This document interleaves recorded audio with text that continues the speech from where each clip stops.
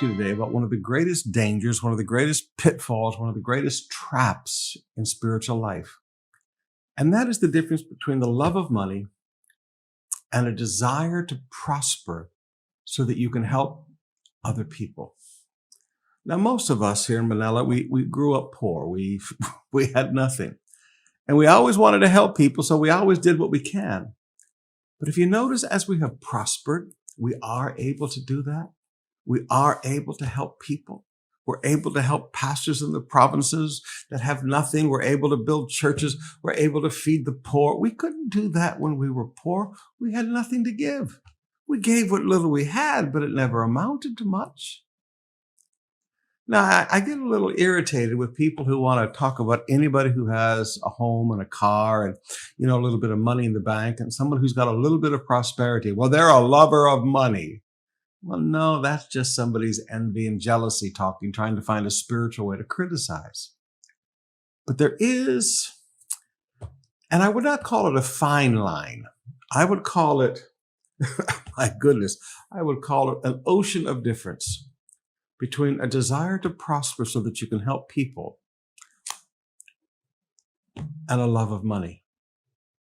Now look at what Paul tells young Timothy, 1 Timothy chapter 6, beginning with verse 5.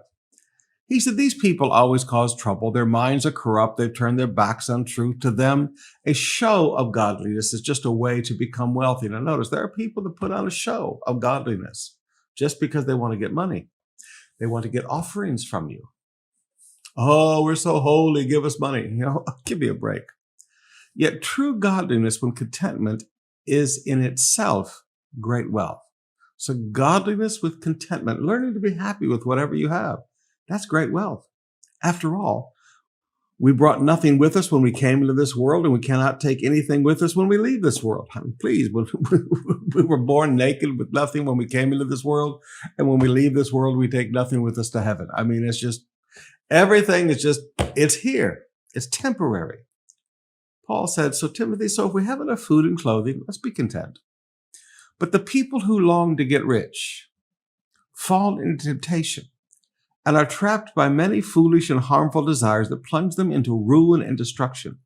For the love of money, not having money, the love of money is the root of all kinds of evil.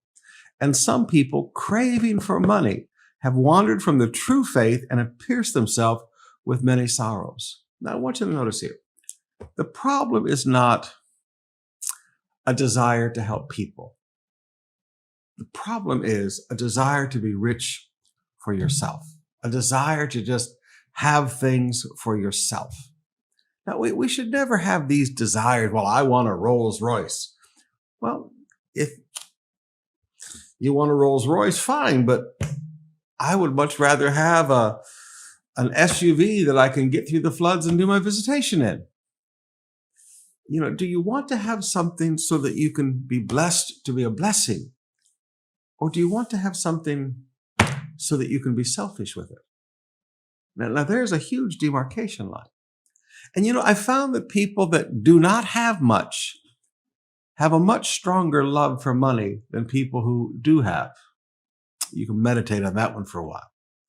Now notice, when you have this desire for wealth just for yourself, he says in verse 9, you fall into temptation. Temptation like a big pit in front of you, and you fall into it. He said you're going to be trapped by many foolish and harmful desires. Now notice, there's traps. The love of money, it's a trap.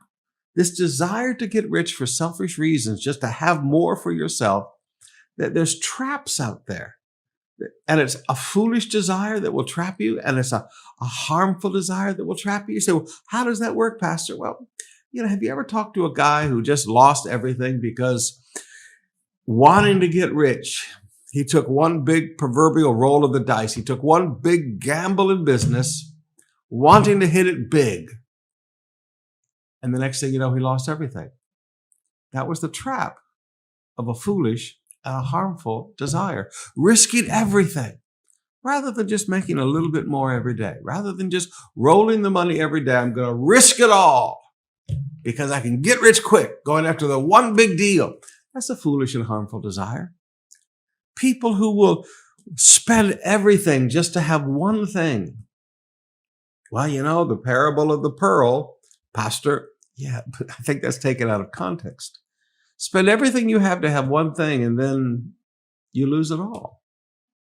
Credit card debt is a good illustration of foolish and harmful desires that bring destruction. And again, in verse 9, he closes out this temptation, foolish, harmful desire traps, because it plunges you into ruin. But now go on to verse 10. He explains it now. Remember, Paul's not just a proclaimer, he's an explainer. He explains it. He said, now let me tell you why this works. He said, the love of money is the root of all kinds of evil. Now, the root is what you don't see. The root is what's underneath the ground, and the root is what brings the nourishment to everything above ground. He said, so all these evil desires and evil things that you see up here, all this sin that you see up here, is fed by something underneath that you cannot see.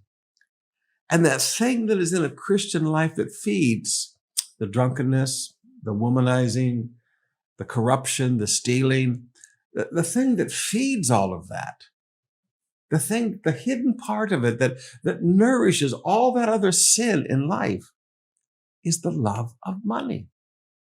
So when he said it's the root of all evil, it is the root. The root is the part of the plant underground that you cannot see that nourishes everything above ground.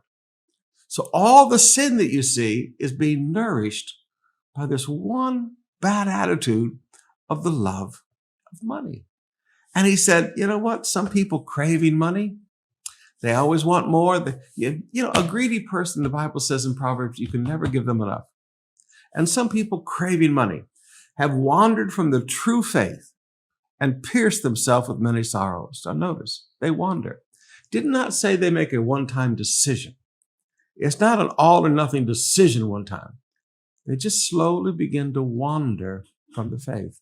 Beloved, let's have a desire to prosper, to be blessed, to be a blessing.